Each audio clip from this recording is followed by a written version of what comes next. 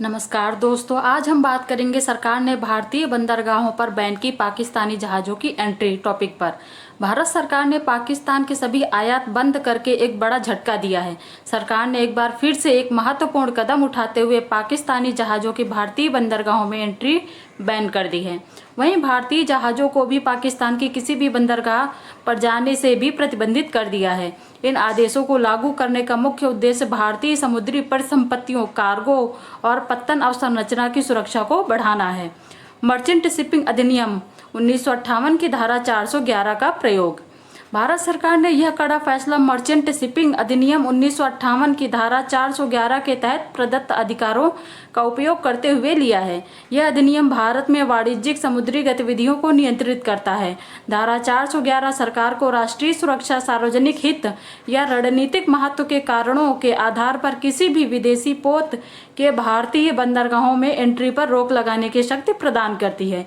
इसी कानूनी प्रावधान के तहत अब पाकिस्तानी जहाज़ों को भारतीय जल सीमा में आने से रोक दिया गया है। प्रतिबंध के मुख्य प्रभाव देखते हैं, क्या प्रभाव पड़ेंगे इस प्रतिबंध से। नंबर 1, इस प्रतिबंध का सबसे महत्वपूर्ण प्रभाव भारत के संवेदनशील बंदरगाहों, कंटेनर टर्मिनलों और तेल टर्मिनलों की सुरक्षा पर पड़ेगा। नंबर 2, इस प्रतिबंध के लागू होने से प्रत्यक्ष समुद्री जासूसी या किसी भी प्रकार की आपराधिक गतिविधियों के खतरे को काफी हद तक कम किया जा सकेगा। नंबर 3, इस फैसले का सीधा असर दोनों देशों के बीच समुद्री व्यापार पर पड़ेगा। अब कोई भी पाकिस्तानी पोत भारतीय जल सीमा में प्रवेश नहीं कर सकेगा। इसी तरह भारतीय पोत भी पाकिस्तान नहीं जा सकेंगे। नंबर 4, इसके चलते भारत और पाकिस्तान के बीच समुद्री व्यापार पूरी तरह से ठप हो जाएगा। अब देखते हैं पाकिस्तान के लिए आर्थिक चुनौती।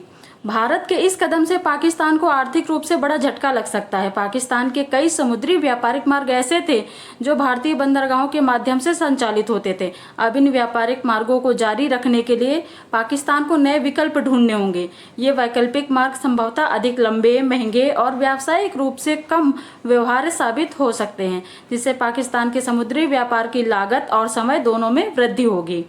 पाकिस्तान को एक और झटका, भारत ने सभी प्रकार की डाक और पार्सल सेवाओं पर लगाई रोक। इस टॉपिक पर भी देखते हैं।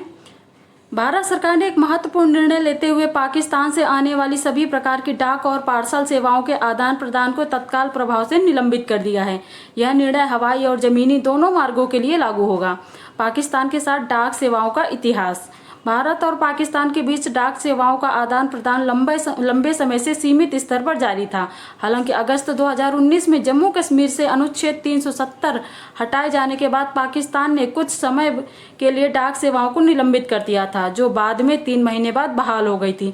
लेकिन अब भारत सरकार ने मौजूदा तनावपूर्ण स्थिति को देखते हुए सभी डाक और पार्सल सेवाओं को पूरी तरह से बंद करने का फैसला किया है।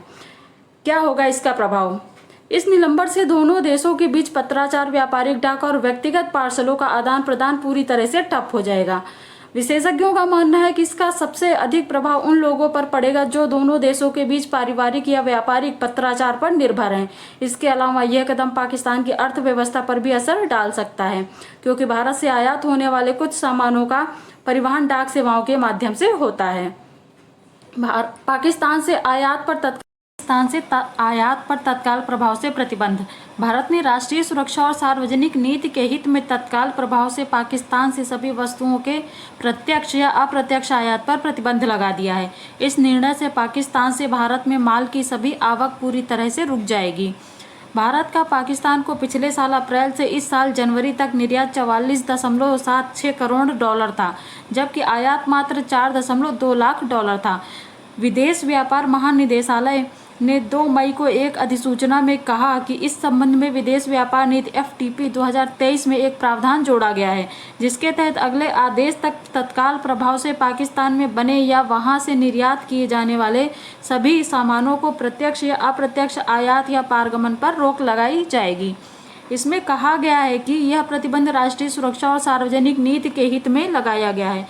FTP में पाकिस्तान से आयात पर प्रतिबंध शीर्षक के तहत प्रावधान डालते हुए इसमें कहा गया है कि पाकिस्तान से आयात या निर्यात किए जाने वाले सभी सामानों का प्रत्यक्ष या अप्रत्यक्ष आयात या पारगमन, चाहे स्वतंत्र रूप से आयात योग्य हो या अन्यथा अनुमति प्राप्त हो, तत्काल प्रभाव से अगले आदेश तक प्रतिबंधित रहेगा। अप्रैल से जनवरी 2024 से 25 के दौरान पड़ोसी देश से मुख्य आयात में फल और मेवे $80,000, कुछ तिलहन और औषधीय मेवे $2.6 लाख और जैविक रसायन शामिल थे। यह निर्णय 22 अप्रैल को पहलगाम में हुए आतंकवादी हमले के बाद लिया गया है, जिसमें 26 लोग मारे गए थे।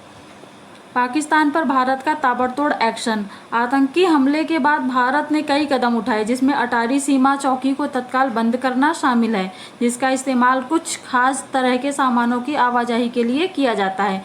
इसके अलावा भारत ने पाकिस्तानी सैन्य अताशे को निष्कासित करने और 1960 की सिंधु जल संधि को निलंबित करने की घोषणा की है। इसके कारण भारत और पाकिस्तान के बीच व्यापार पहले ही पूरी तरह से ठप हो चुका है। साल 2019 में पुलवामा आतंकी हमले के बाद दोनों पक्षों द्वारा उठाए गए कदमों के बाद दोनों देशों के बीच दो तरफा व्यापार नगण्य हो गया था।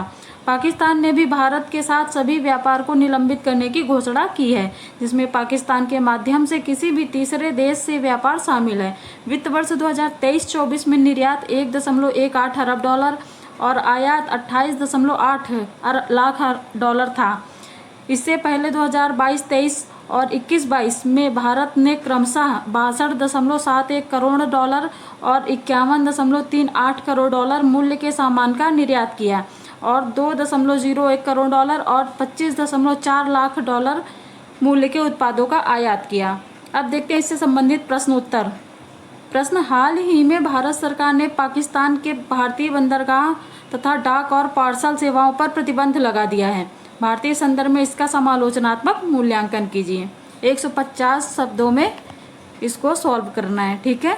जो प्रतिबंध पाकिस्तान के लिए लगाए गए हैं उनका प्रभाव और ये सब लाभ और हानि दोनों दिखाने हैं। अब देखते हैं दूसरा प्रश्न, भारत ने पाकिस्तान के लिए बंदरगाहों पर प्रतिबंध किस अधिनियम के तहत लगाया है? 1. मर्चेंट शिपिंग अधिनियम 1958 की धारा 411 के तहत। 2. मर्चेंट शिपिंग अधिनियम 1958 की धारा 511 के तहत। उपर्युक्त में से कौन सा ऐसे सही हैं? ऑप्शन ए केवल 1, बी केवल 2, सी 1 और 2 दोनों, डी ना तो 1 और ना ही 2। सही उत्तर क्या होगा? केवल 1, ठीक है। मर्चेंट शिपिंग अधिनियम 1958 की धारा 411 के तहत। धन्यवाद, थैंक यू।